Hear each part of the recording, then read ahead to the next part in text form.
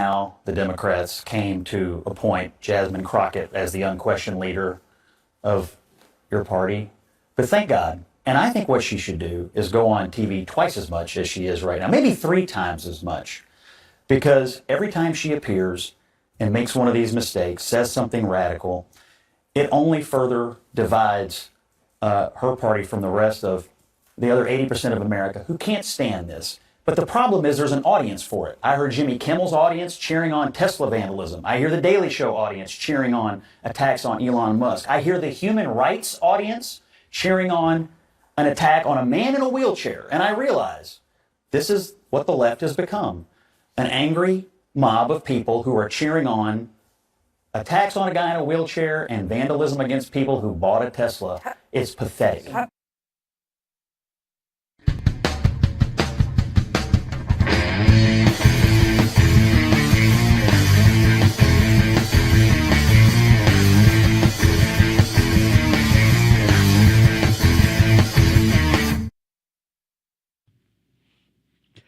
Oh boy, guys. Wait, where's my camera? Hold on.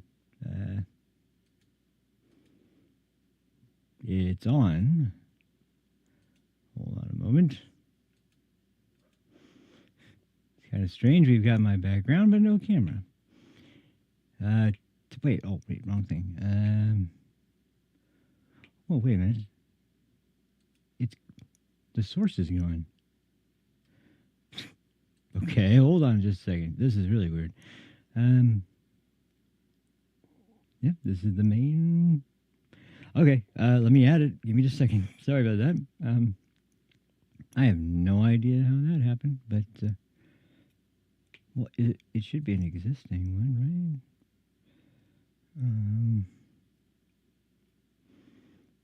right? Oh, wait, I think I'm the wrong thing. Yeah, hold on. Yeah, video capture device. Yeah, add existing. Here we go. Yeah, this is what we want right here. Yeah. Oh, well. Well, there we are. Hello. Oh, wait, this is the wrong camera. Yeah, this is the, well, why is it labeled as...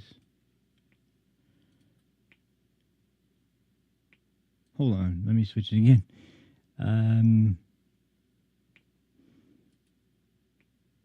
There we go. That's the right one. Okay. Once again, another mystery. I better check this just to make sure because now I got to see which one is going on this one. Wrong one again. Here. Well, this one. I think it's because it's labeled something different. Let's Sorry, you're going to see some switching for just a second. There's another reason why I'm pissed off. Damn it. No, this isn't why I'm pissed off. This is peanuts to why I'm pissed off. But we'll go over that in a minute. Hold on. Alt. Wait, what was that again? It's, so wait, is this one? Hold on. I don't know what that one is. Okay, whatever. Well, I do know... what I'm looking for, though, because I already pulled up the other camera, so... Oh, that's why this one's up. I'll just add another one and put that other one up here. Video capture device. This should be it. Yeah, no, wait. Yeah, this is it. Okay, there we go. In just a second, that'll be good as new. And it needs to go down a smidgen, or down below, what is it, here? Yep, there we go. Okay, now we're good. Sorry about that. That's a very strange mystery to me. I don't know how that happened, but there you go. Yet more mysteries happening around here every day. Is always something different, but oh well. Looking fine to me. As a matter of fact, actually, the quality's coming in fantastic these days. But yeah, a little dark, but oh well. Oh, I am slightly too high, but in more ways than one. No, I'm just kidding. Oh, sorry. Stop up at the bike. Maybe I am too high. No. Nah, there's actually something important to discuss about people who are high, actually, though, and we'll get into that in a minute. But first off, how is everybody doing today? Hope everyone's doing fantastic. Better than me after watching this cavalcade of freaking losers and degenerates and hypocrites and liars. And, geez Louise, this got me freaking all crazed today because, well, it's a long story. First off, sorry about yesterday. I was just thinking, though, that I should probably at least kick the show off with one little, like, addition to everything I talked about last time, because I've realized that the days that I've missed have been days where I've literally slept probably over 10 hours, maybe. And that's been why I've been obviously gone. I didn't make it in time. And I had every intention of going on, but I literally slept through the entire day's hours of sunlight, and pretty much like any good time to stream was gone. So that has kind of clued me into the fact that, okay, yeah, it's ideal that we get back to that schedule that we were on before, but I'm not going to beat myself up so much anymore when I miss one show, as long as I can just shake it off and not take it like so hard and then go on the next day to go. Because honestly, the fact is, like, in the periods I kind of talked about my sort of psychological sort of situation in the last episode, which obviously was a little bit more personal I usually get, but I mean, I thought it was important to kind of let everybody know, like, what the barriers have been for me to actually get back to a schedule that's kind of more regular and is almost every day of the week, if not every day of the week, when there's something important going on. But there is one caveat, which is that it's going to take maybe a little bit of time and a little bit more than I was initially kind of believing that I could, because I've realized as I've been going through this process that I was so laser focused on just the things that needed to go on with the show that everything else around me kind of fell into disrepair. It's not like slob levels, but it is complete disarray and disorganization levels of absolute, like, almost anarchic looking areas that have no organization whatsoever. And I've been seriously making a very honest effort to actually finally get all that stuff organized, but it takes a long time.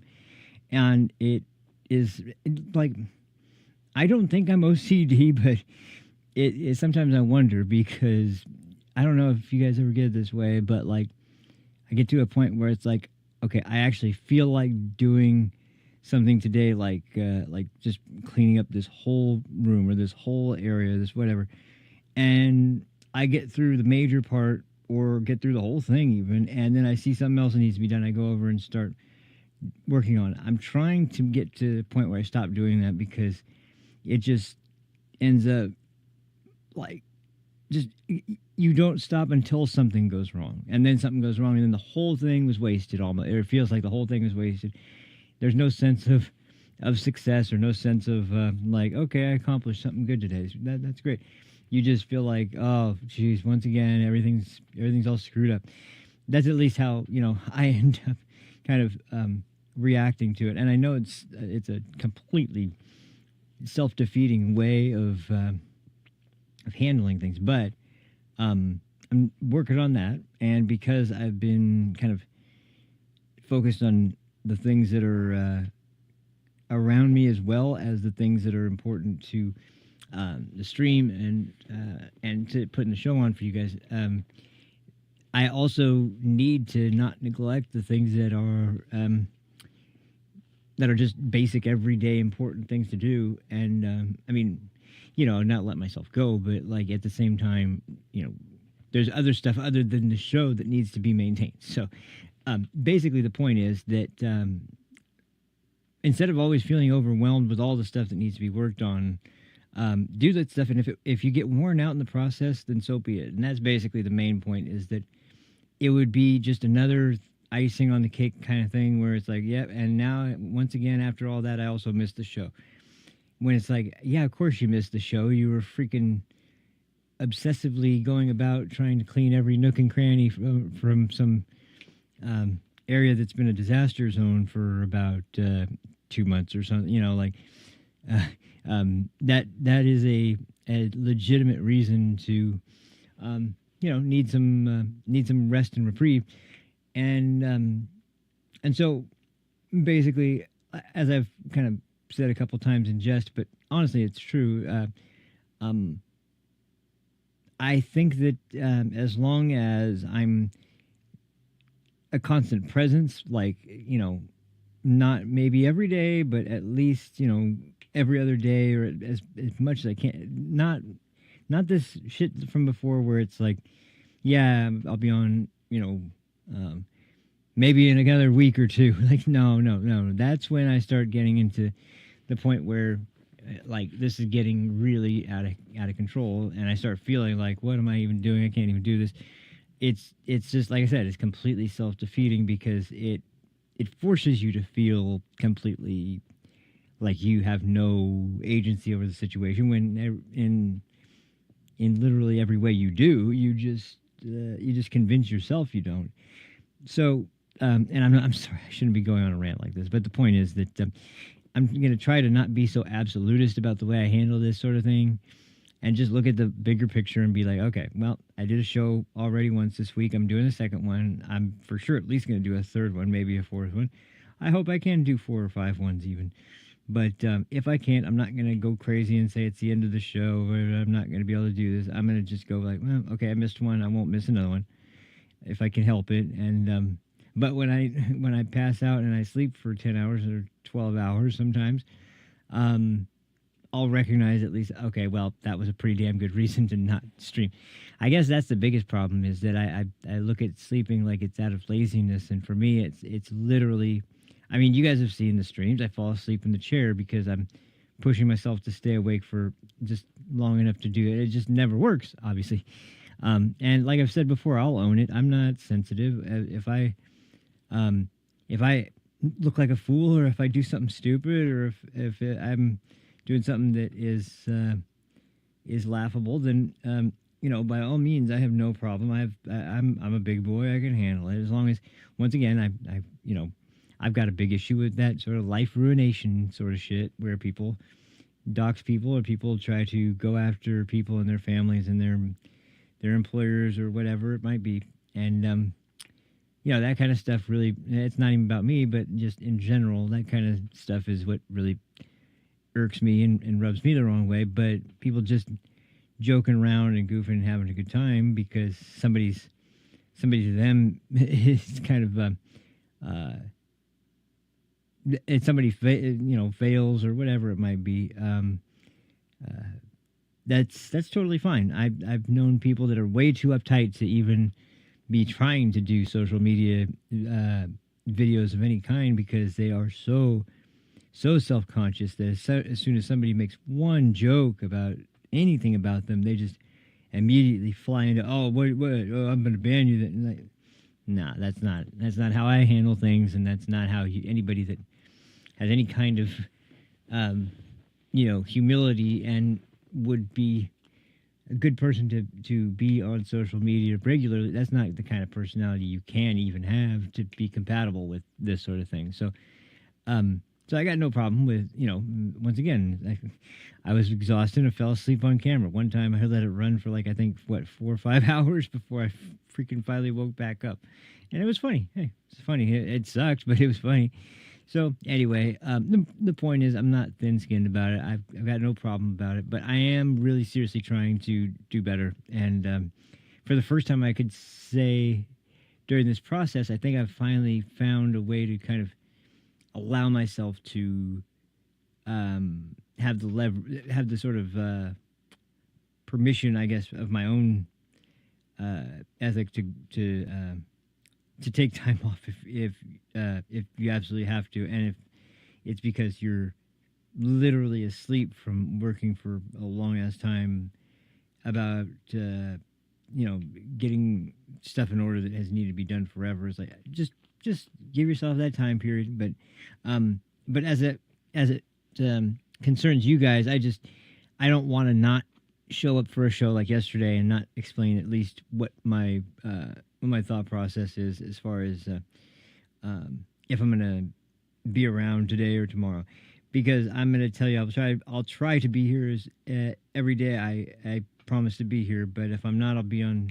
Now I think it's safe to say I'll be on in the next possible opportunity because I woke up feeling fantastic today, and I knew I was going to be ready today. I didn't know it was going to take this long, but I knew I was going to be able to do the show today. So, and that's just a night and day difference from where I was a couple weeks ago. So, things are definitely looking up. Things are looking like we'll be back to a regular schedule, that we have our show 6 days a week again, hopefully in the very near future. But if not, we'll be slow and steady, and we'll make it there as soon as we can. But to all the people that have stuck by and followed the show and keep watching, thank you guys so much. I really can't thank you guys enough. I really appreciate it. And in that vein, the number one rule I have is to do my best not to let you guys down. So I'll be here doing just that at every opportunity.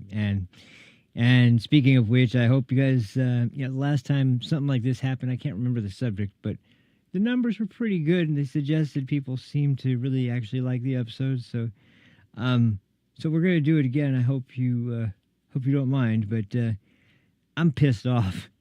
I'm pissed off as hell from watching these absolute fucking cowards go on and on and on and on about this stuff, and not one time ever show a willingness to address any kind of shortcoming that exists within their own political. As a matter of fact, they dismiss it, cover it up, excuse it, make it seem it's not like it's that big. Okay, all right.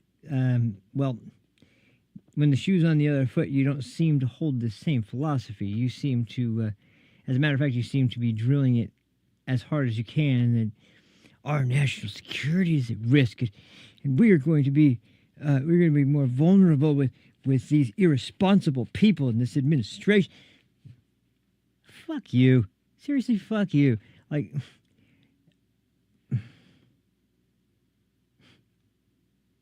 I mean, as prefaced by the clip at the beginning, one specific case that has been more and more absolutely obnoxiously to no end, this nonstop freaking loud, obnoxious rambling of some stupid Texas female Democrat from, like, she tries to act like some hard gangster who's young and bringing fresh air. She's a freaking 40-year-old who's got like millions of dollars from all the no doubt freaking ridiculously crooked deals she's involved in because of the Democrat Party. I think it's fairly safe to say that, and I also think it's fairly safe to say that I think Elon, after hearing her basically issue what I would consider a threat live on stream about how for her birthday she would just love it if you what was the term she used? It was take Elon down. Was that it?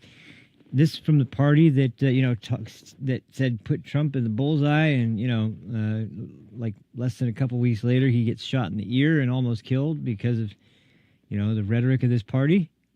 And right now, as we're talking about all this, and she's talking about what a great gift it would be for a birthday party, Tesla stations or Tesla recharge stations and Tesla businesses and just people who own freaking Teslas are having their property and their businesses and their homes and their property vandalized and destroyed and burned, and these absolute fucking dunces have no idea that, hey, first off, by the way, genius. There's cameras running in these cars almost 24/7. That's their security system hard at work.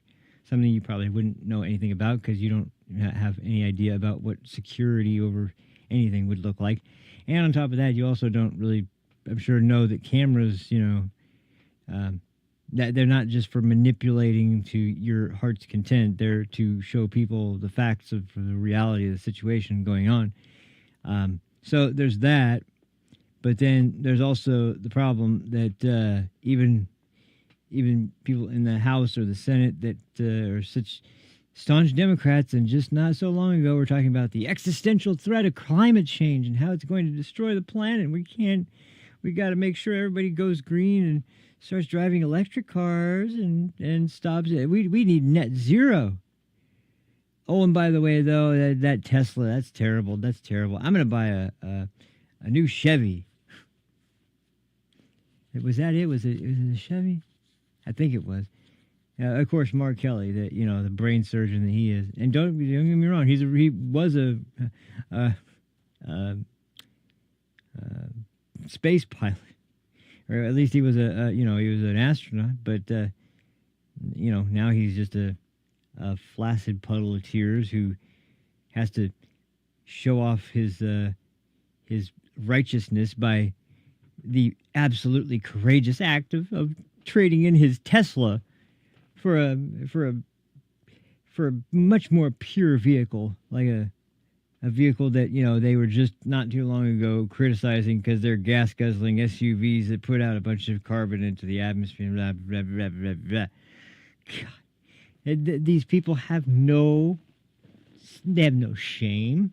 They have no honest morality. They haven't even thought for 1 second about where their actual positions actually are. They don't have any actual positions. Their position is whatever they think is going to make them the most popular and the most liked at any given day. That's basically where they stand. They don't stand for anything. They have no principles, no morals, no values, nothing. They're complete frauds. And this is not how the party used to be. I mean, you see even vestiges of it in, I hate to even say it, but even Bernie Sanders, when he is, kind of offhandedly saying that, yeah, it was a good thing that Trump closed the border. Yeah, no shit. Thank you for saying something honest. This is why I can't believe that out of everybody in the entire Senate that calls themselves left wing, there's one guy that actually consistently seems to have any kind of morality or principles, and that's the guy that had a stroke and can barely read or talk. Well, he can read, barely, communicate without special equipment there because he can't understand words very well until he reads them. It's a crazy situation, but it does make sense to a degree because I guarantee you that even if they are trying to backhanded threaten him, he doesn't even understand it. And that's the beauty of it. Like, they would have to sit him down with the special equipment and make sure that it translated their coded messages clear enough. I genuinely believe that's what's going on because there's no other explanation. There's no way that you have a group of people that have consistently been always all in with each other's ideas. They never vote against the party. They never vote against party leadership. Party leadership basically controls the entire party like a puppet, but they're also on the string of a bigger puppet master, which is groups that control all the money. Excuse me. And I look at them and I'm just like, this is gross. This is absolutely gross.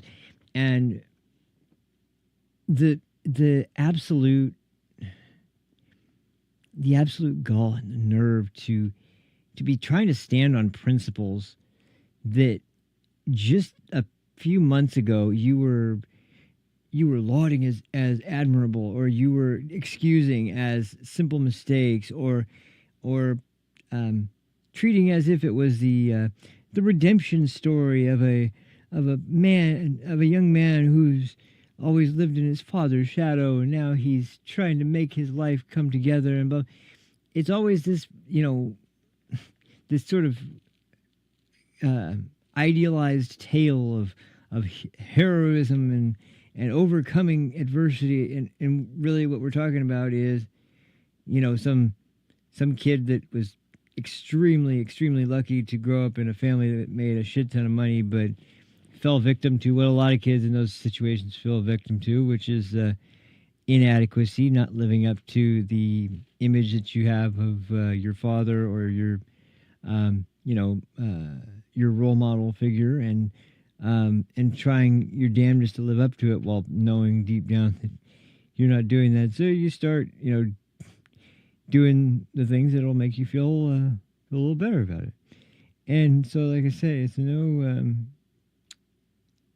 it's no weird coincidence or anything why this would be happening, except for the idea that, like, as much as you can predict the way that party is going to behave and the things they're going to do and what they're going to stand for, as much as that's apparent and that's actually something you could see and understand, maybe you can get a better picture of it that way. But even if that's not the case, they do so much, like shoot themselves in their own foot, and they just don't want to talk about it. They don't want to talk about it. The best example I can think of that's kind of a little more abstract, and I won't get into too much except for when they get into it today, but this is one of the ones that's a great example. They constantly still talk about how this is a party who was always chanting, lock her up, lock her up. It's like, are you fucking kidding me? Yeah, they were chanting it. What did they do, though? When he was in office, did they actually take steps to lock her up, lock her? No, actually they didn't. Actually, they were talking about that, and the decision was, no, that's not for the best of the country. So we're not going to pursue charges. Cool. Great. And what's the other side do? Oh, he needs to he's a convicted felon. He needs to be non-stop lawfare, non-stop judge shopping, non-stop corrupt DA after corrupt DA, charges. We need this guy off the ballot. We need this guy. So explain that one to me, motherfuckers. I'm sorry. This is an absolute. You guys are absolutely clowns. There's nothing like, what credibility does someone like that have? They were screaming, lock her up, lock her up. Yeah, they were saying something. What have you guys been doing? You guys are the ones that actually follow through with it. Are you kidding me? It's ridiculous. And the excuse is, well, you don't think that Donald Trump could just have locked her up? No, I don't. I don't think he could have. You know why? Because, believe it or not, guess what? The Republican Party, as much as they may have flaws, they actually fight amongst each other once in a while. They actually have disagreements where they get together and they make a decision about it. They're not hive-minded alien lunatics like you guys who go to Overlord Schumer or the great Mother Pelosi and ask them how to vote. It's pathetic. It's just like, and this is I know you have no respect for the Constitution. I know you have no respect for the country, but like, this is how you think the system's supposed to work. This is how our system of checks and balances is supposed to work, by basically saying, okay, well, we're putting all of our faith into this old woman from San Francisco, and she's going to make all the decisions for us. That was never the intention of the system, the American system. Not, if it was, they would have had kings and queens. And I know you caught that one offhanded joke from Trump, once again, where he said, I wish I was a king. Yeah, I'm sure he does, but I don't see him, taking steps towards trying to do that. Whereas, once again, what have you guys done? Well, let's let a bunch of people in through the southern border because we think they're going to be new voters. Let's pack the court so we don't lose any more Supreme Court cases. Let's the schemes and the plans, and it's never about how we're going to improve America, how we're going to improve the lives of American citizens, how we have a plan to fix this or fix that. It's just constantly, how are we going to take down Donald Trump? How are we going to take down Republicans? How are we going to take down their platform? How are we going to take down MAGA supporters? Maybe if you stopped obsessing with how you're going to take people down and actually started listening to your constituents and lifting those values up, then maybe, just maybe, you might have a party where you actually made some sense and attracted people other than complete psychos to your side. But as it stands right now, you're just hemorrhaging because nobody wants the bullshit you're trying to sell them. But when I hear you talk, it's like the impression that you get from it is the opposite. You get the idea we need to do more stuff like this.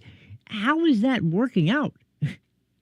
Because you've convinced yourselves somehow that this is looking good when Tesla's stock goes down. How is that a measurement of the Democratic Party whatsoever when Tesla's stock goes down? Maybe a little bit temporarily because people are scared, which, by the way, once again, terrorist much. Because what exactly is the terrorists do? Oh, yeah, they try to use active force and violence to influence political decisions and things like that. Like, that's what terrorists do. So we wouldn't want to take part in any terrorist activity. Well, no, of course you would. What happened during the Summer of Love? That was a huge showing of love indeed towards anybody that happened to be in the wrong place or in the wrong business and own the wrong business or whatever. You can't ask Derek Chauvin. Ask Kyle Rittenhouse. Maybe you could ask Derek Chauvin if he probably wasn't hiding in his cell from someone else who probably wants to fucking stab him again. I've been watching that fight go out, which I totally 100% agree that if you know anything about the case, if you know anything about the trial, if you know anything about how corrupt the whole thing was and how he basically was going as a sacrificial lamb to slaughter at the altar of George Floyd for our sins of racism, which were never brought up in the trial. But of course, everybody knew was really the motivation was to put this racist cop in his place who, had no signs of racism, no history of racism, was doing a active hold on a guy that the police had performed that same hold on numerous individuals when they were unruly or they were uncooperative. And of course, by the way, he was, of course, saying, "I can't breathe," time and time again in the squad car before he was moved out to the ground. And no, there was no knee on his neck. It was it was on his back and upper back in between his shoulder blades. That's where the knee was. It wasn't on his neck. And once again, the autopsy report didn't show any strain to the muscle. Like, have you heard anybody out there who's heard the descriptions of how Jeffrey Epstein was found in his cell? With it looks like ligature marks around his neck, even though he supposedly, well, I guess that would be a ligature to some degree, but even so, you would have enough force of your own body weight if you were trying to hang yourself by tying yourself to the bed and then leaning forward, which one thing I will say, they kind of misrepresent this. People have hung themselves that way before where their legs were still on the ground, but they tied it off and they were in because once you start to lose air, your body can panic very quickly, and it's not going to exactly do rational things all the time. But excuse me, but you're not going to see force of someone like with extreme muscle mass, or even just like your average adult male. The amount of force that they're going to have, you're not going to see that level of force on the ligature marks to where there's going to be fractures in the neck bones, and there's going to be, none that we're talking about here. Nothing like that on George Floyd, nothing like that based on the autopsy at all. There's all sorts of other information, but the left just hates hearing about it. They do not want you to talk about, the pieces of the puzzle make so much sense when you hear them all laid out. The problem is that everyone doesn't want to hear them all laid out because it conflicts with the narrative they've convinced themselves is exactly the truth, and that's the way it is, and there's no debating it. Because I watched Stephen A. Smith talk. Once again, I'm no giant Ben Shapiro fan, but I do agree with him on a number of things, and one of them is with the Derek Chauvin situation, and he started a petition to get President Trump to pardon Derek Chauvin, and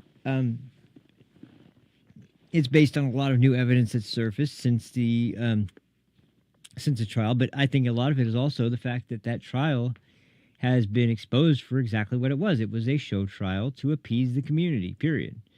I mean, they had judges on there that were, or not judges, I'm sorry, jurors on there who were part of the BLM riots and mobs and protesters and whatever else group there would be, and people that were part of those in the jury box. They had people who openly said in front of the cameras that, yeah, we were honestly afraid that if we didn't rule a certain way, that there was going to be similar violence once again, like there was in 2020, and we just didn't want to have that hanging over our heads, which I can understand. But the problem is, like, once you get and let's not forget the bag of wind who never stops blowing a bunch of bullshit herself, Maxine Waters, made a definite attempt. Like, she made it very clear she wanted to be there, and she wanted to make sure her voice was heard, which of course Maxine's voice is going to be heard and she can't shut up. But her statements out front of the courthouse, an elected member of Congress in front of a courthouse where a former police officer, an American citizen, is having his trial for whether or not he's going to have his rights as an American citizen taken away while he sits in jail and becomes a target for literally every prison gang that exists in the system right now, and probably a bunch of other people as well. You have her going out there and talking about how no, it needs to be guilty. It's not manslaughter. So it's got to be guilty across the board for everything, even though that contradicts a lot of the statement or a lot of the story. You can't be guilty of absent heart murder and of second-degree murder at the same time. That makes no sense. And of course, at the same time, then she's like, what if it's not? Well, we got to get to the streets. And that seems like her final point is, we got to get to the streets. We got to get to the streets. It's like when she called for, if you see Trump supporters in any business around the country, you form a crowd, push back on them, and tell them they aren't welcome. So her advice to her constituents and to the American citizens is, any member of Trump's cabinet that you see, you need to make sure you violently threaten, intimidate, and chase off. Wow. The Democrat Party has they've become a little less virtuous, wouldn't you say? And it's just, I don't know. I can't make sense of it anymore, other than to say that these people are virtually inhuman and have no moral compass or no ability to discern what's right or wrong. And the idea that the image of something can provoke all sorts of negative emotions and feelings, and therefore you have, that part's true, but you don't have to act on them like an idiot and do things that are done out of anger or done out of a heightened emotion, when the idea of cooler heads prevailing should be the goal. But it's almost like they're proud that cooler heads don't prevail usually, and that's what really rubs me the wrong way. So the problem in this particular instance is that, like the underlying problem in this particular instance we're talking about today, is that if you've noticed, I heard somebody mention this today. I can't remember who it was, but this was really insightful. I think actually it was Tyrus from Gutfeld, and he was on somebody else's show. I don't remember where he was on. But he said something like, you notice this cycle that they aren't really talking about Trump that much. They're talking about him, but they're far more often talking about Elon Musk, or of course Elon Musk for sure, or they're talking about Pete Hegseth, or they're talking about Kash Patel or Tulsi Gabbard or RFK Jr. They're talking about somebody in his orbit. And I've noticed that too. I've kind of picked up on that, and it kind of seems like it's a pretty obvious reason why, but sometimes it's hard to tell with people that don't really make much sense. But in this case, it seems like it's fairly obvious, and it's not really something that you can find many other reasons for. It's because they tried this with Trump. And what happened? Well, he went away for a while, and then he came back, and now he is essentially almost bulletproof. Like, the guy, he does not. You could just tell by the way he carries himself, the way he addresses the press, the way he dismisses people that he has no respect for. It's a beautiful thing. It's a beautiful thing to behold. But the people in his immediate orbit that he's nominated, maybe some of them don't know. Like, there's people that Tulsi Gabbard definitely knows. She definitely knows. But there's going to be some people, especially like Elon, who've never been in a position, but never even probably thought about being in a position of public office, and still, I don't even know if you can say he technically is now. I guess he technically is, but did I say that right? Technically, there we go. Anyway, so their strategy seems to be instead of focusing so much on Trump, to focus on the people in his orbit and get them to kind of let their guard down or get overwhelmed by the amount of negativity they end up seeing, or something like that. And I don't know. I look at it and I think that, geez, where can you possibly look at this and go like, yeah, this was great work. This was great work.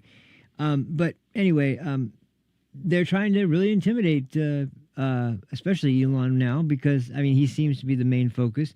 And the weird part is that I guess they just don't believe this, because once again, I've talked about this before, and it's absolutely true. There's no even denying it at this point. It's been demonstrated too many times to be debunked.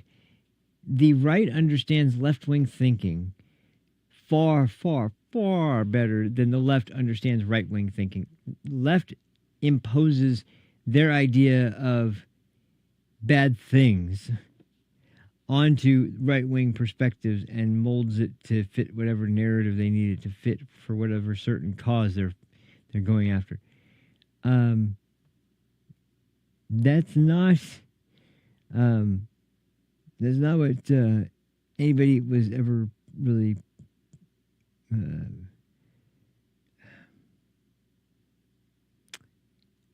what's the word? Advocating for. That wasn't it. It was there was changes that were being advocated for, but not to do this.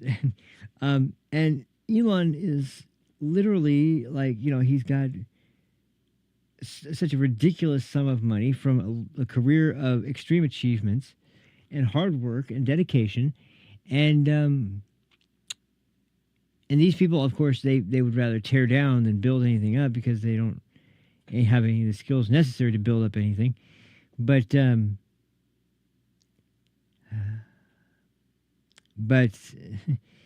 they're ridiculous levels of complete and total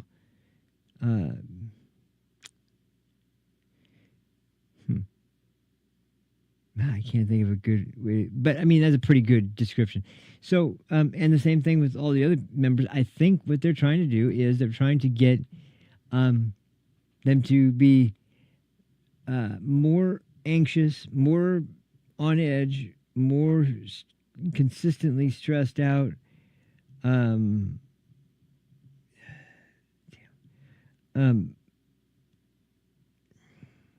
Jeez. I'm losing my train of thought.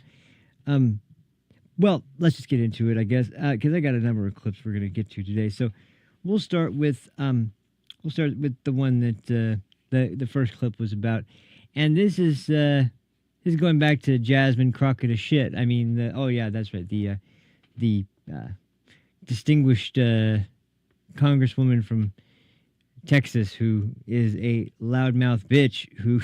I'm sorry, yeah, she's a loudmouth bitch who struts around there like she's 25 years old. She's 40. She has a law firm that brought in $26,000 last year. Wow, they're really breaking the bank.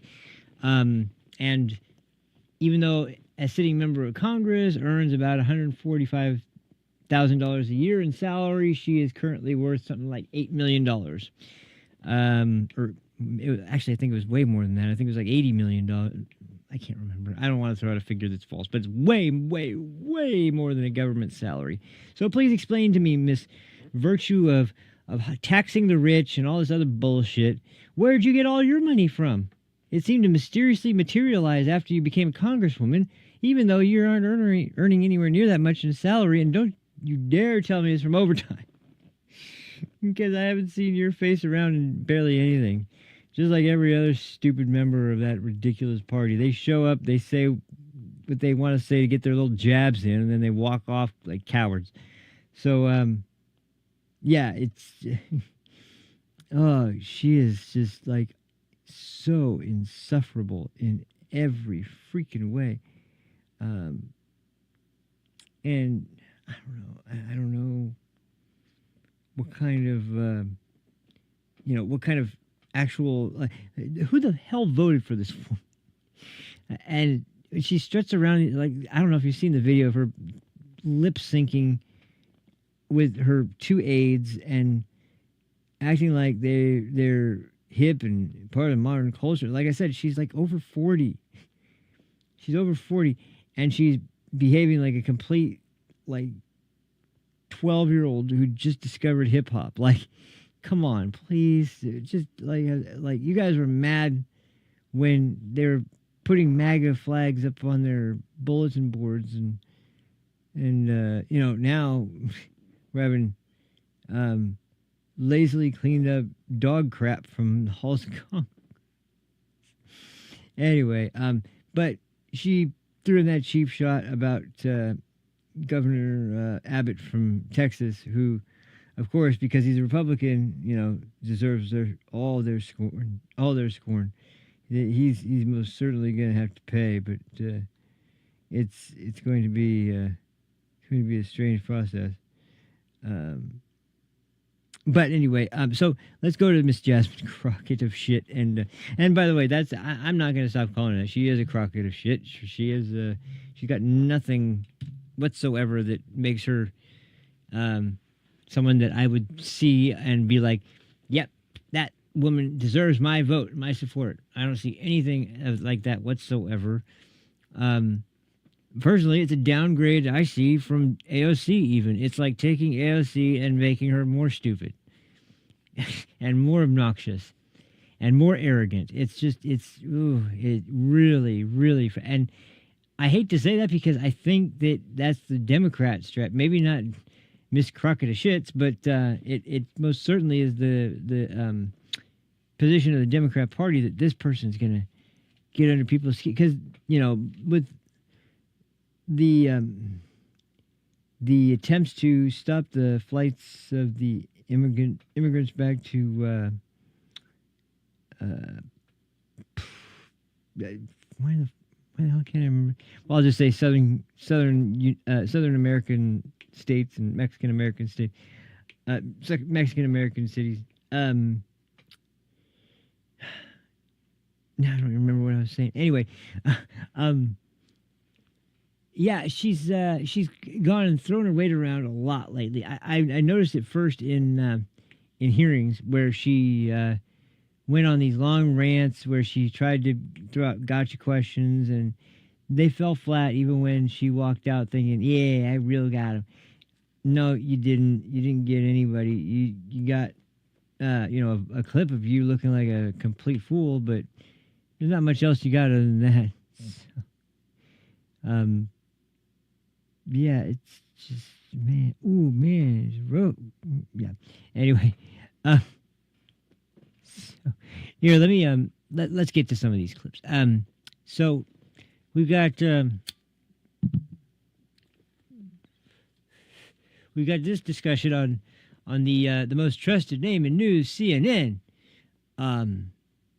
The ones who you can definitely trust that are going to give you nothing but the truth, except for when they have the truth and they don't want to talk about it. But no, this is their take and why they excuse people like Jasmine Crockett, because guess what? Trump. So yeah, that excuses pretty much everything in the eyes of Democrats these days. So this is the CNN panel, aside from a couple people, including, of course, Scott Jennings, who can drive that home pretty good. Except I will say this, I love Scott Jennings just about as much as everybody else does, and I can understand why people that hate CNN would actually tune in to watch his show. But there is one thing I've noticed about Mr. Hannity, which is that he's got good principles, but he's not always good at following through with the real focus on who is at the heart of the worst sort of behavioral patterns, shall we say. Now, sometimes he is, like with people like Adam Schiff, but I think sometimes when it comes to younger generation, not necessarily having anything to do with nationality or religion or skin color or anything like that, more having to do with generation. And it seems like he doesn't always want to take jabs at someone based on the way that they are acting in accordance with their generational sort of look and the trends of that.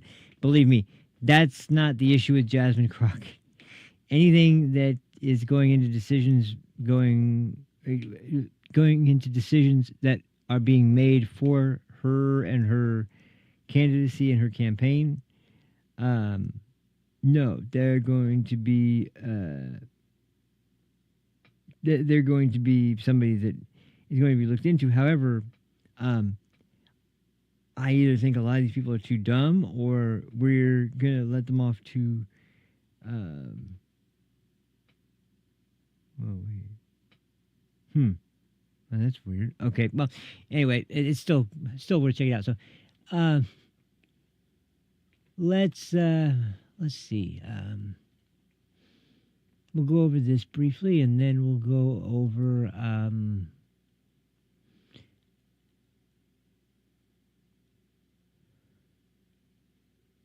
then we'll go over the other big topic for the last few days, which is even more. This one's really egregious, but this is where I have the most to unload. So we'll listen to this first, and then we'll move on to that one, which is so absolutely disgusting. But I'm just glad that at least in this case, when I first watched some of the hearings from this Congress, every time Jasmine Crockett was in it, I was like, what the hell is with this crazy broad? She is absolutely out of her mind, and she's got way too big of a head for how she seems to be very simplistic in the way that she thinks and the way that she analyzes things. It's not very, below surface level on anything. And lo and behold, what does she do? Well, she starts making TikTok videos. Of course she does. So anyway, gosh, where in the heck was this video? Where in the hell is this damn video? Let's see. What was it called?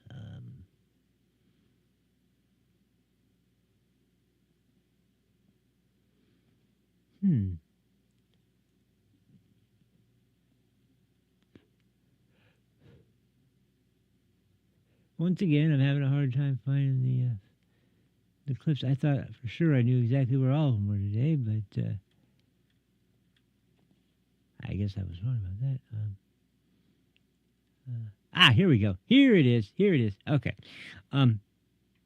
Actually, you know what? Give me just a second, too, because my room is exceptionally hot right now, and I need some airflow, so I'm going to open the door, and hopefully there won't be a lot of noise, but I think it should be fine. So I'll start the clip, and then we can go ahead and get on with the discussion about it. So let's get this started. Yeah, that's off.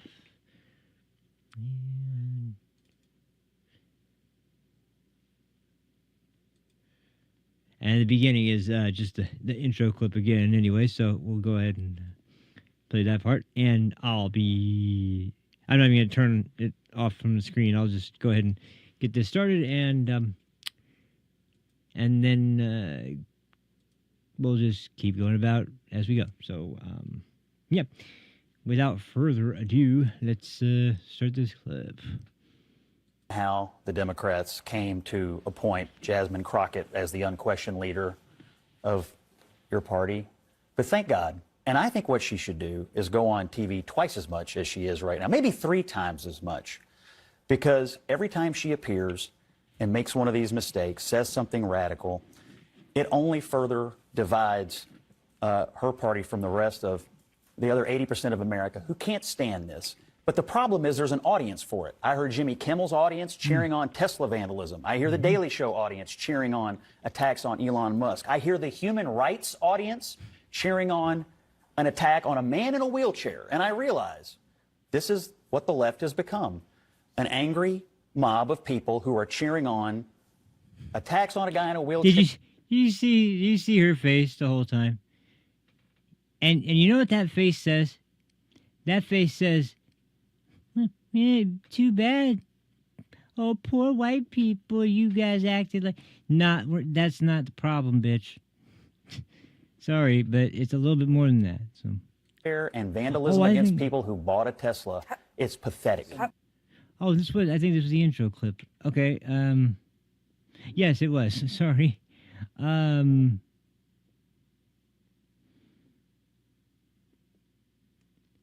Here we go. This is it. Same one. But How the Democrats came to a point. Because every time she appears and makes one of these mistakes, says something radical, there's that it face. only further divides her party from the rest of the other 80% of America who can't stand this. But the problem is there's an audience for it. I heard Jimmy Kimmel's audience cheering on Tesla vandalism. I hear the Daily Show audience cheering on attacks on Elon Musk. I hear the human rights audience cheering on an attack on a man in a wheelchair. And I realize, let's start a bail fund for all the people that are getting arrested. An angry mob of people who are cheering on is stopping them from attacks on a guy in a wheelchair peacefully and vandalism against firing. people who bought a Tesla. It's pathetic. No lesson could ever be learned as long as you're doing these things in front of audiences who roar when you do it. When you have comedians who are broad messengers for the left making unfair jokes and people are roaring, when you have politicians being vulgar and saying what's the lesson? What's the audience? It says a lot about the audience. First of all, have you met MAGA? Have you been to a MAGA And rally where here's Trump the is excuse. mocking a disabled journalist or a POW or saying we should punch him out? I mean, it is rich. And let me tell you, I have been... No, this bitch is stupid. No, that's not what happens at MAGA rallies. If you ever pay attention to MAGA rallies, you'll actually notice what happens at MAGA rallies is a lot of strong words about how strong America will be under Donald Trump's leadership, and this last cycle about how much we need to cut out of the fraud and waste, which we're finding out quite a bit about. And once again, hacks like you don't want to talk about it. You have no desire to talk about that, do you? No.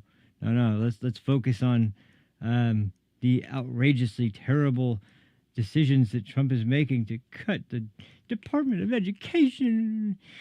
I think Linda McMahon needs to come out with "No Chance in Hell" being played whenever she enters the building. That'd be really awesome. But no, that's not. I mean, this idea about mocking disabled, they're still salty about not being allowed on Air Force One and not like the Associated Press be barred for. Here's the problem. You guys still don't understand the difference between a platform and a publisher. And this time it's the other side you don't understand. You don't understand the difference between a platform and a publisher in that a platform where Americans can sign up and say what they want, that's for the public. That's for the public. They're a specific group of people. The other specific group of people that particularly would be writing for a publisher, platform, or platforms and publisher would be people theoretically like yourself, although that's very loosely being used, who have to, go get past their own individual editor as well as an editor-in-chief. They need to check their sources and make sure what they're saying is accurate and it's not. They couldn't be busted on libel. It's not. It doesn't fall into the category of either blatantly false or reckless disregard for the truth, which, by the way, is another standard for slander and libel. And like, once again, you can't tell the difference. Can't tell the difference between those two things. Why? So, because once again, like, if you are a publisher and you want to exercise your free speech rights for your newspaper, go ahead. Go ahead. That's the way your business operates. That doesn't mean that you are afforded special access to anything and everything going on in the president's, purview in any situation. That doesn't give you access to every VIP lounge and every celebrity's hangout, although I'm sure you're already invited there for the most part anyway. But I know it eats away at you that you're not the center of the universe, but you're just not. You're just not. And on top of it, you're becoming really shitty writers too, I've noticed. Like you're terrible writers. It's like you're trying to write some sort of narrative that's super profound and write a book about it someday, about how you were the one to dispatch of the vile, evil Trump. Delusions of grandeur. Keep it up. Go on. Have fun. But stop your bitching. And you're not giving any more favors anymore, especially when you prove yourself to be nothing but liars. Jesus. You're going to equate a MAGA rally with, I don't know, let's put Trump in the crosshair. Or I want my birthday to see Elon taken down. Or, jeez, I mean, the list is endless. You already put your reputation on the line for a guy who is pro-Hamas that just had to be, and now your judges are trying to make sure that this kid isn't, no, he shouldn't be forced to leave the country even though he's been, like, so what do you think should be, probably nothing, I guess. I don't even want to ask a leftist that question. But anyway, let's get back to this stupid bitch and see what else she has to say, because this is really stupid. Very, very out there on very, criticizing Trump very for that disgusting there. rhetoric that is coursing She has the no language around examples that are politics. realistic It's except gross. for... He's why we got here. And what she did was No. disgusting. And I You am guys are not why going we to got accept here. her spin of this. It's disgusting and gross to mock someone who is disabled just because you don't like them. And if Democrats, this is your idea, this is what your party's going to do now, is do Trump but gross but worse, and then pretend it's not. Do Trump. I'm not here for this. They're not and doing please Trump. do better. They're Please, doing this cannot much be worse the than answer for the future of the Democratic Party. I mean, I think actions speak louder than words. And in this Yeah, tell me about instance, it. I think we have a president who, when the plane crash happened in Washington, D.C., he blamed it on people with disabilities. Oh, good when God. RFK says that autism... No. That wasn't what he did. That wasn't what he did at all. He found actual policies from the airline specifically saying we need to hire more disabled people. He didn't blame it on disabled people. He blamed it on the people writing the policies that were so ridiculous. Hey, maybe there are disabled people to be air traffic controllers that would be incredibly skilled at it. It's very possible. But that doesn't mean that if someone comes in on crutches or with one arm, you've got the job.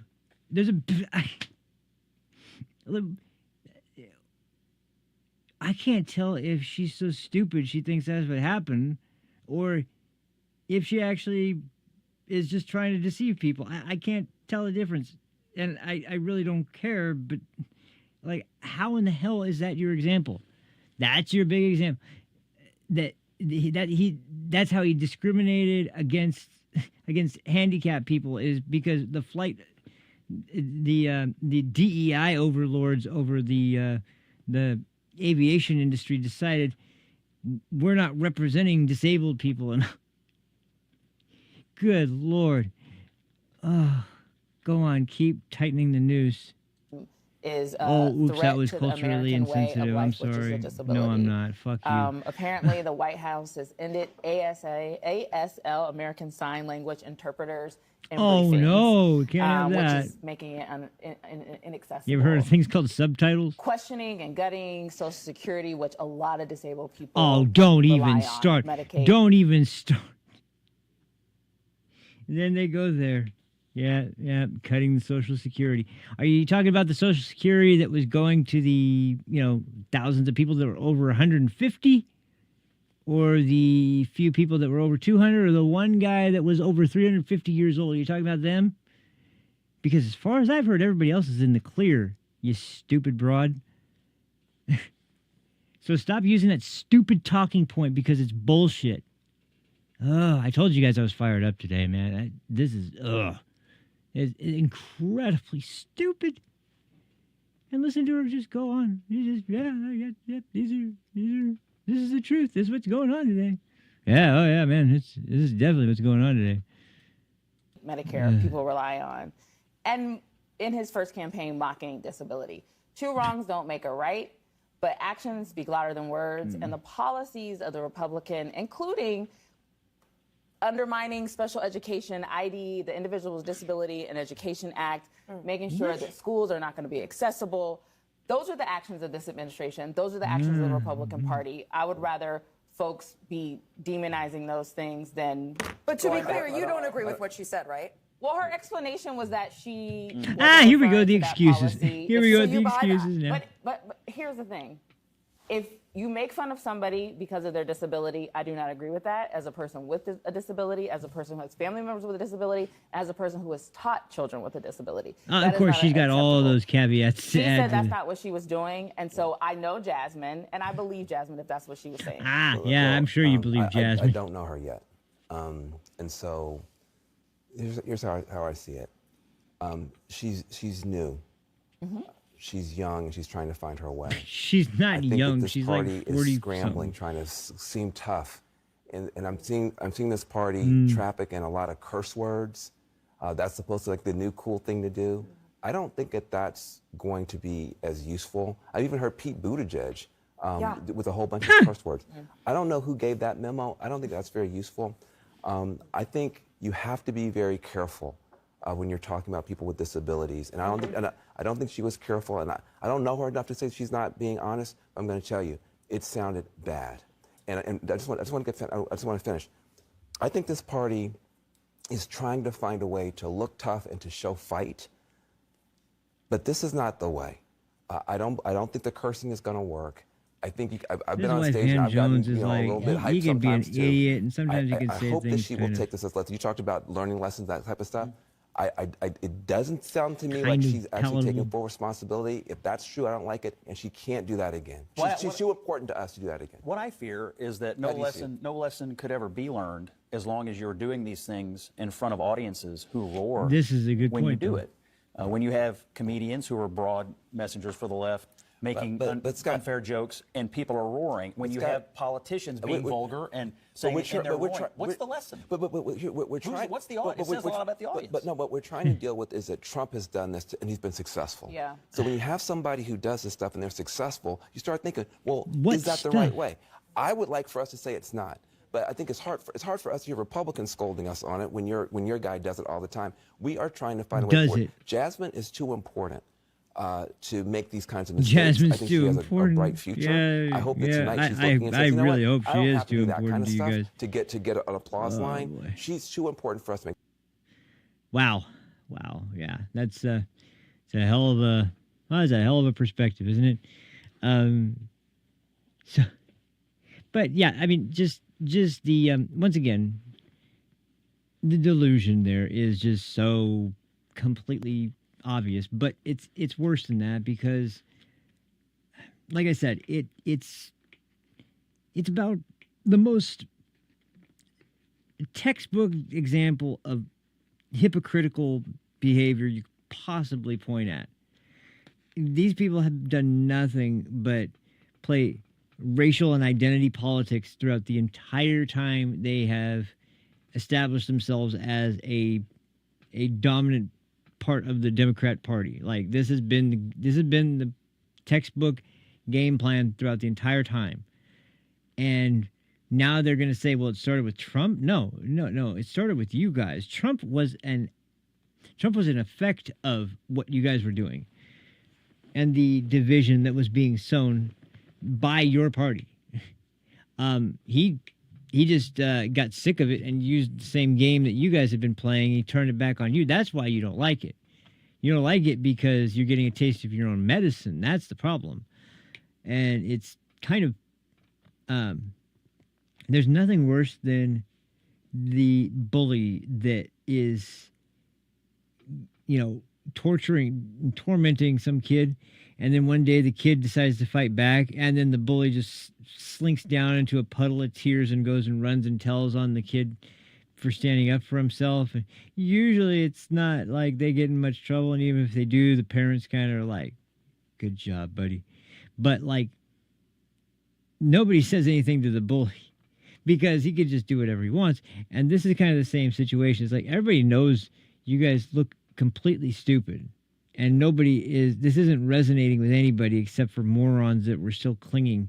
But when you do stuff like this, if you were ever hoping to get back any part of that voter base, well, best of luck now. I think they're long gone at this point. But, yeah, I know today I'm doing a late episode. I don't want to do a super long episode today. So I think what I'll do is I'll just move into the next clip really quick because I have a very long breakdown I wanted to go through, and I'll probably go through it tomorrow. But I'll do part 1 of this today, and then maybe because information keeps coming out about this. It's been coming out about this since late yesterday, and then all today. It's been coming out more and more. So I'll just play one clip about it for now. And then we'll talk more about it in tomorrow's episode, along with hopefully finally getting to the other segment that I've been wanting to get to since I came back on. But as a matter of fact, I might not even play the same panel for this one because there's several. Yeah, you know what? Instead, what I'll do is I will play someone actually in Congress, in the Senate, actually. So it's even worse. Well, hold on. Let me make sure I remember everyone I have. No, this one's actually good because John Radcliffe answers very, very well in this clip. I'm sure you guys have probably heard at this point of the what was it called? That chat program or whatever it's called, chat app. Jeez, I have it written down somewhere on one of these.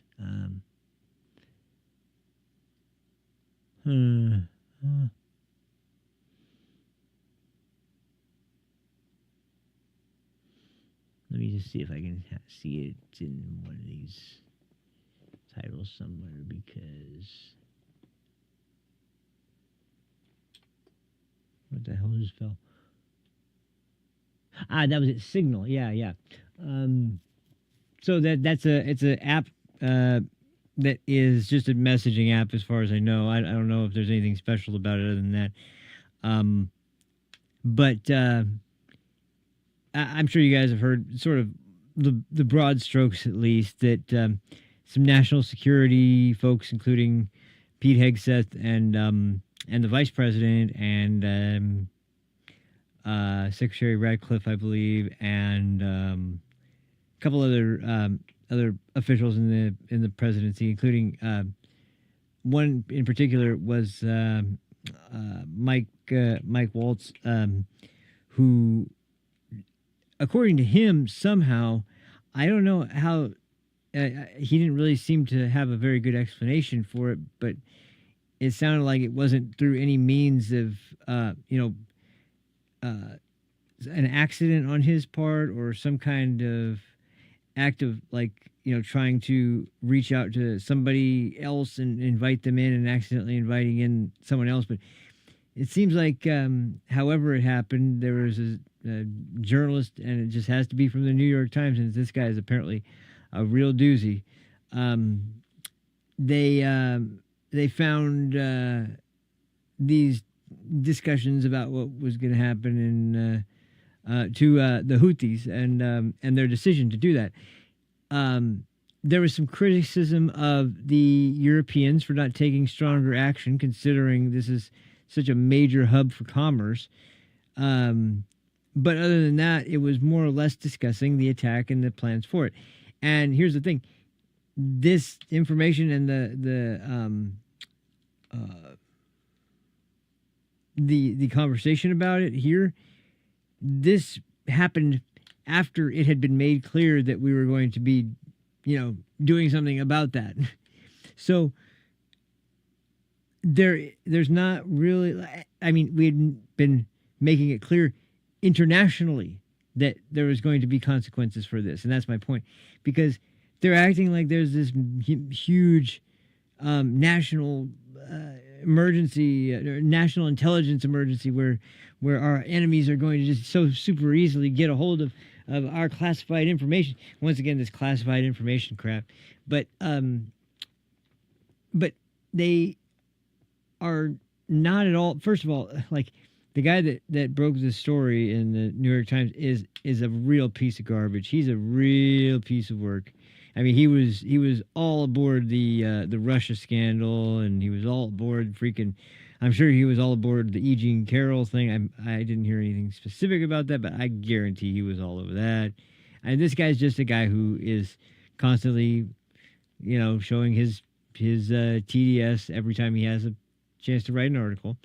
And this time he got some sort of way to check out these communications, because it was on a pretty bad app for use from civilians. And anyway, so they managed to get a hold of these text messages and or messages on Signal, and the log gets leaked from the entire discussion. And what blows my mind is that they come out and they address it right away. They address they made a mistake. They address they're going to try and do better in the future. Trump says, well, there'll be some changes. We'll be looking at this, but ultimately, you can probably chalk it up to either something that was a honest and understandable mishap, or something that involved more devious methods on the part of somebody who was able to get in. But regardless, luckily, this wasn't an issue where there was some kind of major, important kind of information or people or equipment going somewhere, or, like there's all kinds of stuff like that can happen. But this was a relatively easier one to swallow, because once again, we had made our objective pretty well known at that point, because we were going to refuse to not have access to those ports because of a bunch of Muslim fundamentalists shooting, rockets and mortars at our ships in the area, and be forced to go around the damn Horn of Africa, literally around the entire continent, just to get to somewhere like Egypt. It's once again another example of how would you like your government run? Like, honestly, I can't believe anybody would be like so quick on this, and yet they were fine with Afghanistan, and they were fine with the open border. They were fine with like all the shit. Not to mention they were fine with cocaine in the White House. They were fine with Hunter being served a subpoena and then not showing up, and then showing up at the Capitol, and then showing up in the hearing room in front of the exec committee. They were fine with all that. But some messages that were intended to be private that some jackass journalist published because he hates Trump. Whoa, national security interests are being threatened here. I'm sorry, maybe I'm missing your point, but I don't think you have any interest in, this isn't about national security. This is about your absolute hatred of Trump. That's always what it's about. So don't lecture the rest of us. But of course you're going to lecture the rest of us. But anyway, this is him. This is one of the congressmen who seems really fired up about this. he's fired up. I don't really even know his name because he's pretty irrelevant as far as I've ever come to know. But I'll tell you one thing.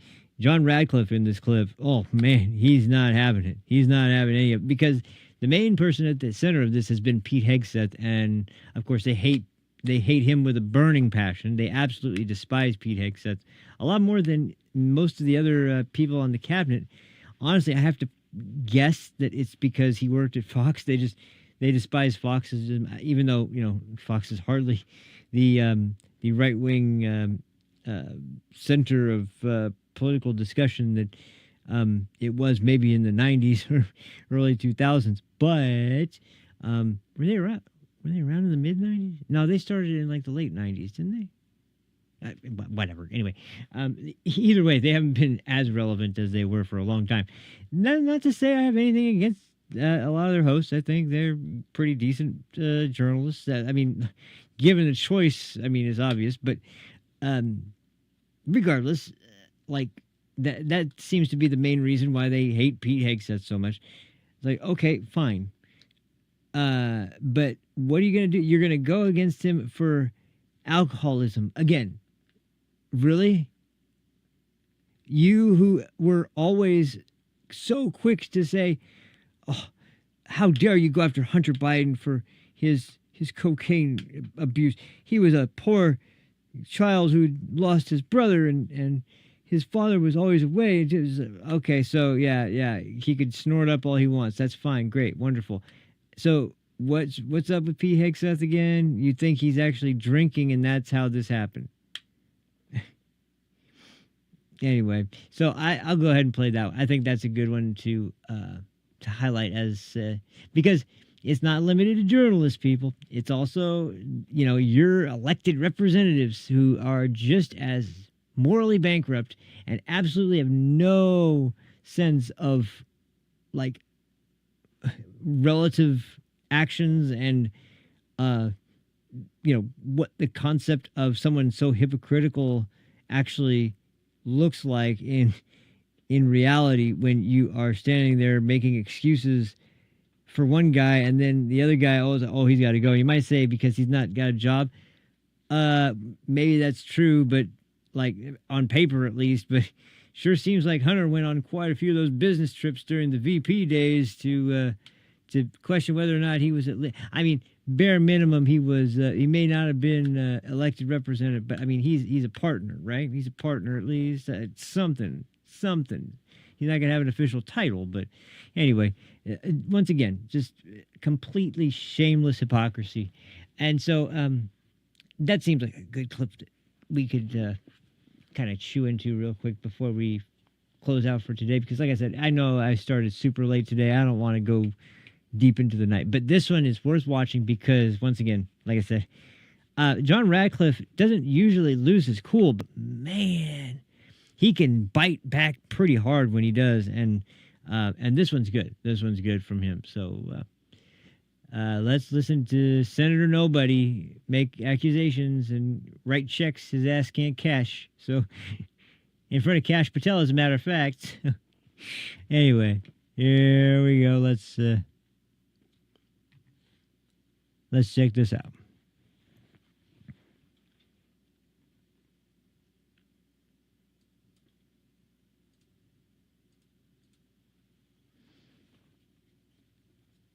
Oh, whoops, I got the, sorry, volume's off. Okay, there we go. Try that again. And a lot of questions were brought up regarding his Mr. Gomez, drinking that's his habits name. in his confirmation hearing. Go fuck To your yourself, knowledge, Mr. do you know Gomez. whether Pete Hegseth had been drinking before he leaked classified information? I don't have. Just listen to that. Just listen to that question and think about that right there. I mean, did they raise this much of a stink when Lloyd Austin, you know, disappeared for days and just, you know, he just was casually away having surgery because he had a testicular cancer. Well, you can't blame him for that. I'm sorry, the Secretary of Defense. Yeah, I think we can blame him for that when he tells nobody he's going to be gone and just doesn't show up. Secretary of Defense just doesn't show up for work. Oh, well. Whatever. No, not oh, well. No, bullshit. Bullshit. But no, it's probably because Pete Hegseth was drinking. Of course, there couldn't be any other explanation. Or, not like, some journalist with a vendetta. It couldn't be anything else. What a sick piece of shit. Go ahead, Tulsi. Have any knowledge of Secretary Hegseth's personal habits? Director Much more polite than he deserves. Radcliffe, same question. Yes You or can no? tell he's No, I'm going to answer that. I think that's an offensive line of questioning. The answer is no. I find it interesting that you Hey, want to. I yield back. I'm This is going my to answer.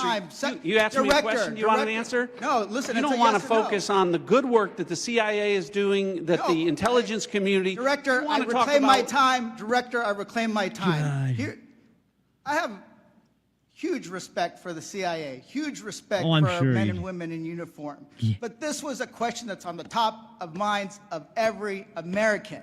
wasn't on the top of my mind. He stood in front of a podium in Europe holding a drink.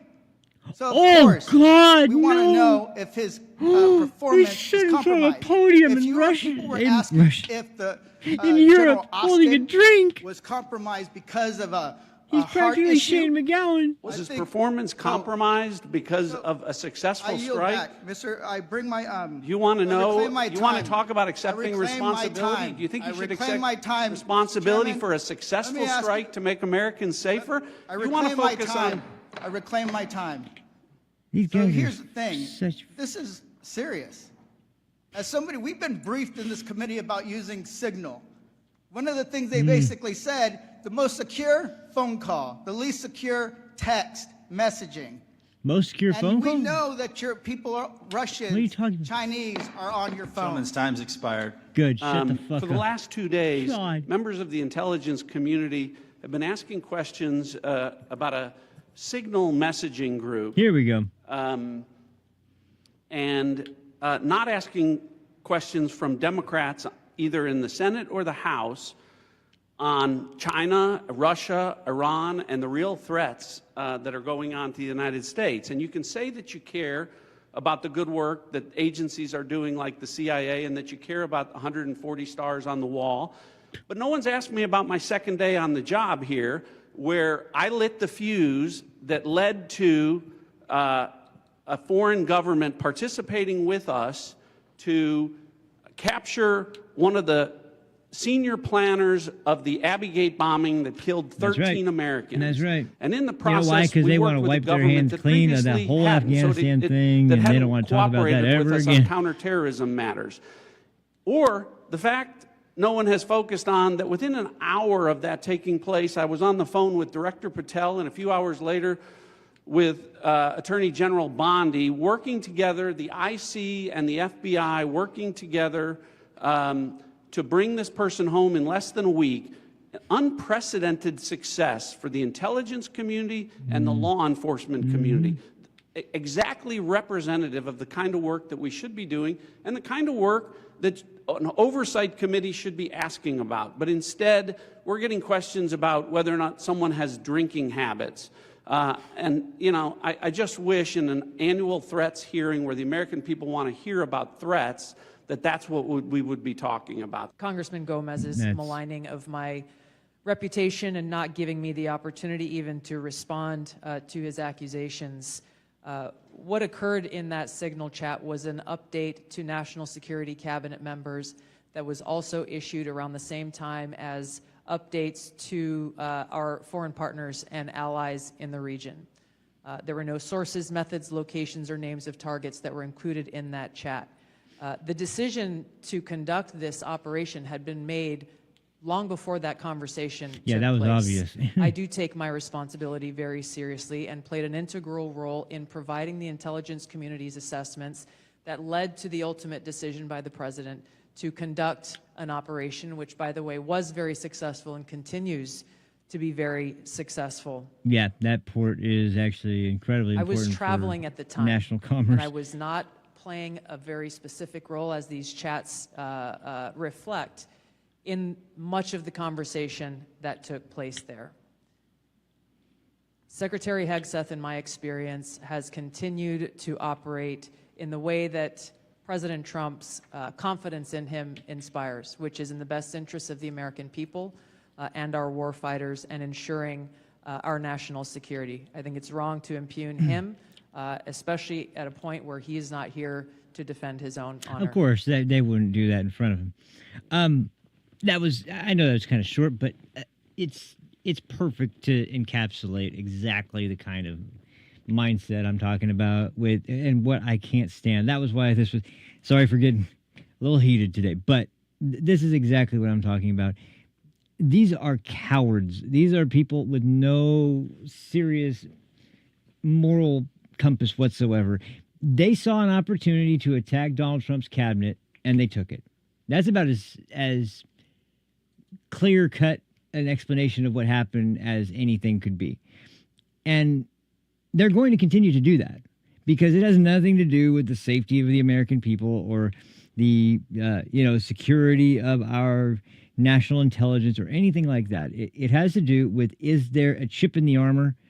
Go for it. And, we see the playbook, and that's why when I started the show today, I was talking about this. They realize that Trump is, especially now, he's about as battle-tested as he can get. And he knows the game, and he knows the playbook that they're going to use. And they can't use any other playbook because, quite frankly, they don't know any other playbook. So what are they doing? They're going after Elon Musk. They're going after Pete Hegseth. They're going after everybody in his orbit. And I think it's pretty obvious what they're trying to do is create dissension in the ranks. And the reason I think that's such a natural thing for them is because, once again, what do Democrats do? They always hive mind together to come up with one unified decision that they have to take because it's for the good, for our national security and the safety and security of our democracy, and all the buzzwords they throw out that they pretend have such strong meaning when they can't even tell you what a woman is, let alone what a democracy is. And I don't know, it strikes me as like too desperate to really be successful. I heard Pete Hegseth's confirmation hearing in large part, and it seems like it was an annoyance rather than something that was really getting under his skin, having to address over and over again. And once again, like, I can't emphasize enough, they really want to focus on this. They sure did not want to talk about cocaine at the White House, though. And hey, I've said this before, I'm pretty libertarian when it comes to drugs. I don't care. Someone comes out and be like, yeah, I do coke, whatever. Even if it was Hunter Biden, whatever. I do coke. Okay, well, the guy does coke. Fine. That's his problem, and he can live with it. But the problem for me is, once again, the inability to ever point the finger inward or look in the mirror at all, and always be projecting outward, and not one time owning up to your own shortcomings, your own mistakes. And anytime you even address them, they have to be in the most vague, sugar-coated way possible. It's never an honest admission of guilt, never an honest apology. It's always just excuses and finger-pointing and passing the buck and shifting blame, no matter what you do. Meanwhile, people who get up there and are honest and open and responsible about it, they have no trouble just going for the cheap shot, going for the lowest possible blow to just take them down by any means necessary. And I'm sorry, people like that, they deserve to be nowhere near power. Just like Jasmine Crockett of shit. When she goes up there and she starts railing on everybody under the sun after she just finished her last dance video for TikTok where she's trying to pretend like she's a rapper. What are you, a freaking teenager in high school? You act like one. I know you're, like I said, she's in her 40s, but I mean, I'm sorry, this is your representative, people. Wow, I'm sure you're very proud. And that's why, it's amazing. It's amazing to me to watch the rest of the world when Trump originally got elected again, almost kind of scoff. A lot of the same people that scoffed the first time, they kind of scoffed and they're like, whatever, this guy again, great, oh boy. But man, they straightened up real freaking quick after J.D. Vance went to Europe, didn't they? Oh, geez, it didn't take long at all for them to be like, oh goodness, we better not get on this guy's bad side. Oh no, okay, yes sir. It was pathetic. It was pathetic, and the Democrat Party has been fighting so hard. And what do they have to show for it? Pretty much nothing. I mean, they had a hostage situation with the CR that they're trying to hold, and that ended up with them, almost burying Chuck Schumer as quickly as they were willing to bury Joe Biden, which once again, for the defenders of democracy, they sure did a wonderful job with that one, huh? Taking it out of the hands of the people who, are supposed to make the decisions on who they want as the president, and like, nah, you shouldn't pick this guy. We know what's better. Pick this woman who you can't stand, but hey, she's a minority, so it's fine, right? No, it's not fine. Not for anybody. It's just like when you look at the way everyone's behaving on the Democrat Party at this point, I don't care. Like I said, I have nothing but respect for John Fetterman, and I disagree with him on a ton of stuff, but I still go back to that video I saw the first time I saw him break ranks, which was when this Hamas supporter was getting arrested outside the Capitol. And John Fetterman walks out of an exit with this little Israel flag, and he's waving it. He's like, "You're scum. You're scum. You're absolute scum." And I was just like, man, this guy's hilarious.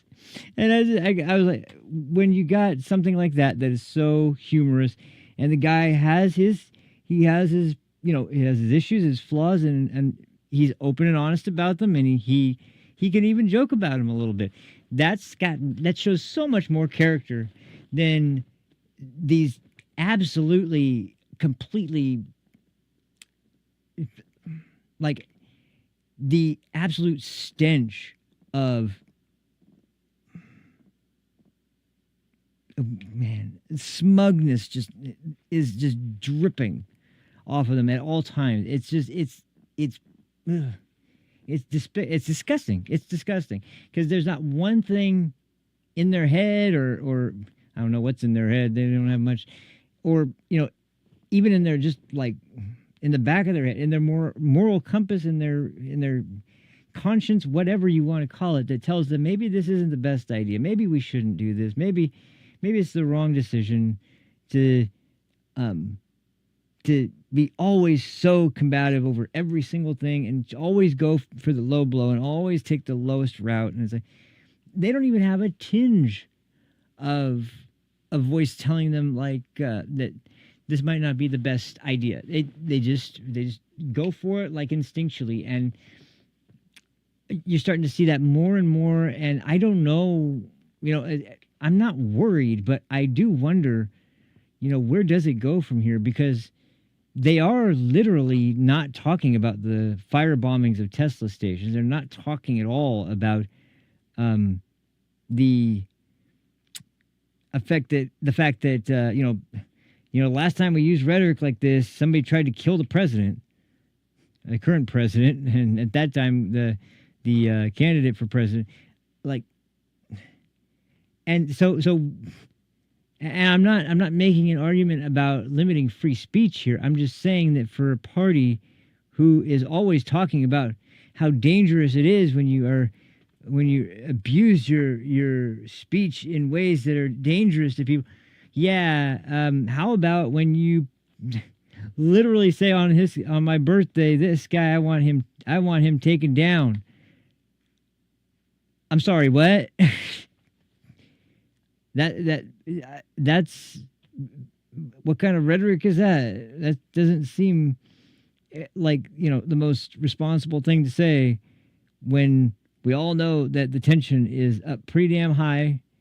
You got people literally who support Hamas out here on the streets, and then you have people supporting them so much that when one of them is about to be deported because he's an outspoken member of this group on a college campus, you got enough fools out there that are willing to defend this guy.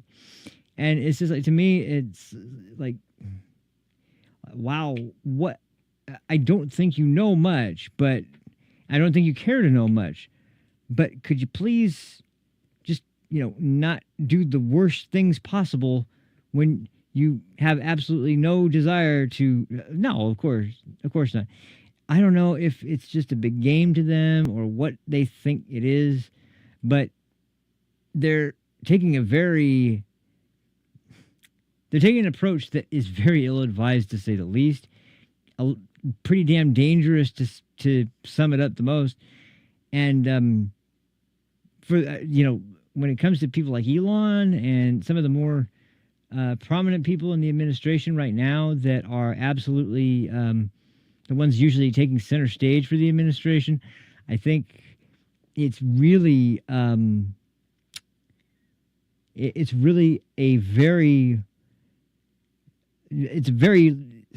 very thin tightrope that they're actually walking here, because all it's going to take is one freaking lunatic. And look at the lunatics. Look at the lunatics just so far. We've had 2 assassination attempts that we know of on President Trump. Some people say that there may have been more that we don't know about because the Secret Service was so freaking corrupt at that point, and they still, well, maybe not now. Dan Bongino, thank God. Thank God Dan Bongino is actually at the Secret Service now, because, man, that's the best freaking person they could have possibly selected to be in any position of authority at the Secret Service. But even so, I mean, like, there's not a good reason to play around with this stuff when your party has inspired the attacks on the president, has inspired an attempted assassination of one of the Supreme Court justices, has openly talked about. There's been people talking about attempting to go after RFK Jr. There's been people who have said they are attempting to go after Elon Musk. There's been plenty of people who have been attacking Tesla dealerships. And I'll just end on this final thing. I've been hearing a lot about the fires that have been going on at the Tesla dealerships, and because of the types of minerals and materials that are used to make Tesla batteries and a lot of the components inside a electric vehicle, the fires that are caused in those vehicles, they take special types of fire equipment to put out. You can't just put them out like a fire on a building that's just wooden or, some kind of other normal, regular, everyday material. It's like the materials there, they burn and burn and burn, and they put out a ton of very, once again, the party that's so environmentally concerned is now burning the very electric vehicles that were supposedly going to save us, and now it's turning into the most poisonous sort of gases that you could possibly imagine when they burn them, and they don't care. They don't care. Kind of makes you wonder, doesn't it, that maybe this little performance about the Earth and green energy and net zero carbon and all that bullshit, maybe it was just that bullshit. Maybe it has nothing to do with that, and maybe it has everything to do with what everyone kind of assumes is the only other motivation: control. Like, what else would you want? Control over the population, where they can go, what they can do, what they can say. It fits the bill of a party that is so recklessly out of control with just about everything else they touch that it makes sense that they would turn on a dime because they just don't like the guy who's advising the president about all their little pet projects that was costing tons and tons of extra money to the taxpayer, and then, like, hey, whatever. It's the millionaires, and, well, I'm sorry, not the millionaires anymore, the billionaires, and they got to go. They've got to pay their fair share. We can never answer the question at what that means, but the fair share. It's just we're just going to write it on a tax code, the fair share. That's what we're going to charge them, the fair share, and we know what that means. That pretty much means all their money. Anyway, So yeah, I'll cut it there. Like I said, I don't know. Hopefully this wasn't too short. How long did I go? Let's see. Oh no. I went about 2 hours, a little under 2 hours, so that's good. But I will be on tomorrow. I want to finish up with this because there's more to talk about with this, as well as like I said, there's a subject I've been wanting to talk about all week, so bad. But I'll get to that hopefully tomorrow. Like I said, I am going to be making a stern effort to make sure that even if I miss a day now, I'm not going to bury myself. I'm just going to shake it off and be like, all right, I'm on tomorrow. So, but thank you guys. It turns out, man, we had a pretty good day today. Thank you so much for showing up, everybody. I really appreciate it. Thank you so much for watching.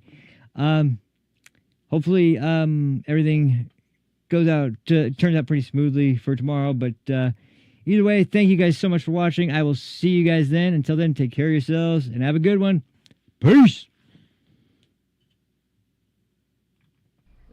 Now, I can't read it. There's no words on it. Okay. Sure. There's no words there. To play us out. What does that mean? To play us out. What is? For credits. I don't know what that means. To play us out. What does that mean? To end the show? Yeah. All right, go.